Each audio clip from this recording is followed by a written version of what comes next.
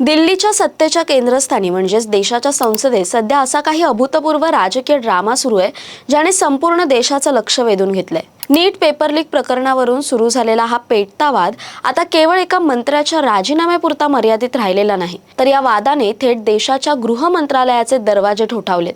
शिक्षण मंत्री धर्मेंद्र प्रधान यांनी आपल्या पदाचा त्याग केल्यानंतरही विरोधकांचा राग शांत झालेला नाहीये। उलट आता विरोधकांनी थेट गृहमंत्री अमित शहा यांच्या राजीनाम्याची मागणी करत संसदेचे दोन्ही सभागृह डोक्यावर घेतलेत। अमित शहा हिसाब दो जवाब दो, मैदान बाकी है, अमित शहा बाकी है अशा गगनभेदी घोषणांनी संसदेचा परिसर आणि सभागृह दणाणून गेलं। दिल्लीच्या रस्त्यावर आंदोलन करणाऱ्या निष्पाप विद्यार्थ्यांना पोलीस लाठीमार आणि पेलेट गनचा सामना करावा लागला।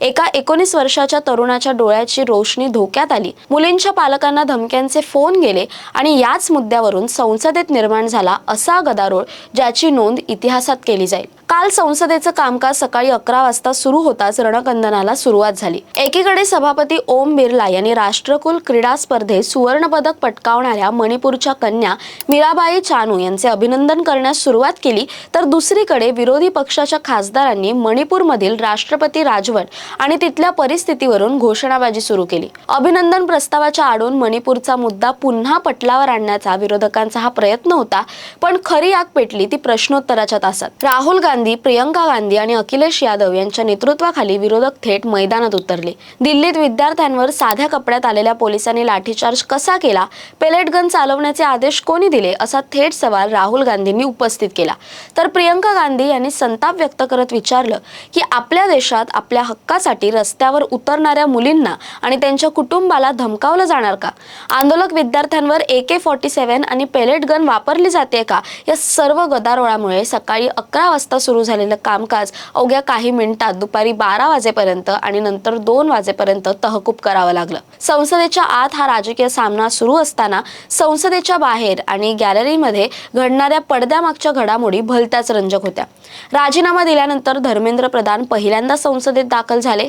भाजप आणि NDAच्या खासदारांनी त्यांचं स्वागत साधं सुद्धा केलं नाही, तर त्यांना पारंपरिक पगडी घालून मकरद्वारावर एकत्र येत आम्ही तुमच्या पाठीशी खंबीरपणे उभे आहोत असा स्पष्ट राजकीय संदेश दिला। पण सर्वात मोठा ड्रामा घडला जेव्हा काँग्रेसचे वरिष्ठ नेते जयराम रमेश आणि धर्मेंद्र प्रधान यांची आमने-सामने भेट झाली। जयराम रमेश यांनी काहीशा सहानुभूतीच्या सुरात प्रधान यांना म्हटलं, इट हॅपन्स।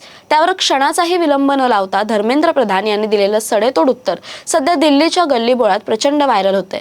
प्रधान म्हणाले, nothing happen, I am a street fighter, not in AC room activist. म्हणजेच काहीही झालेलं नाहीये, मी रस्त्यावर उतरून लढणारा कार्यकर्ता आहे, AC खोलीत बसून राजकारण करणारा नेता नाही। या एका वाक्याने धर्मेंद्र प्रधान यांनी स्पष्ट केलं की ते सहजासहजी बॅकफूटवर जाणारे नेते नाहीत। तर दुसरीकडे भाजप खासदार कंगना राणावत यांनी राहुल गांधींवर जहरी टीका करत खिसियानी बिल्ली खंबा नोचे या म्हणीचा वापर केला आणि विरोधकांना विद्यार्थ्यांच्या भविष्यापेक्षा फक्त खुर्चीचं राजकारण गोड लागत असल्याचा घणाघाती आरोप केला। पण या संपूर्ण वादात सर्वात मोठा आणि गंभीर ट्विस्ट पुढे येतोय तो म्हणजे यामागची राजकीय क्रोनॉलॉजी काय आहे हा प्रश्न।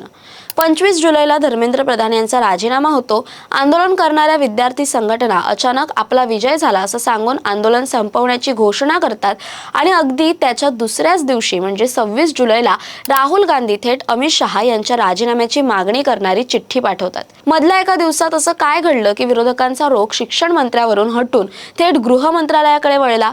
जंतर मंतरवर जेव्हा अरविंद केजरीवाल आणि महुआ मोइत्रा पोहोचले तेव्हा ते विद्यार्थ्यांच्या व्यासपीठावर पाहुणे म्हणून गेले होते, पण आज राहुल गांधी स्वतः या आंदोलनाचे सूत्रधार बनण्याचा प्रयत्न करतायत का?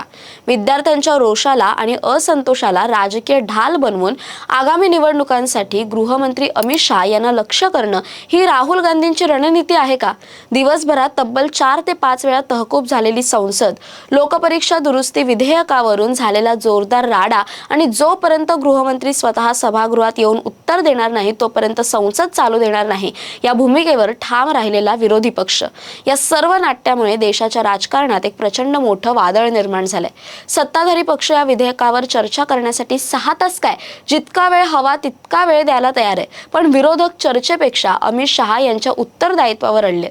आता हा संघर्ष इथेच थांबणार की गृहमंत्री अमित शहा यावर स्वतः उत्तर देऊन विरोधकांची ही खेळी उलटवून लावणार, याकडे संपूर्ण देशाचे डोळे लागून राहिलेत. दरम्यान या सर्वाबद्दल तुमचं काय मत आहे कमेंट करून नक्की कळवा. तसेच अशा नवनवीन व्हिडिओसाठी टाइम महाराष्ट्राला सबस्क्राईब करा. धन्यवाद.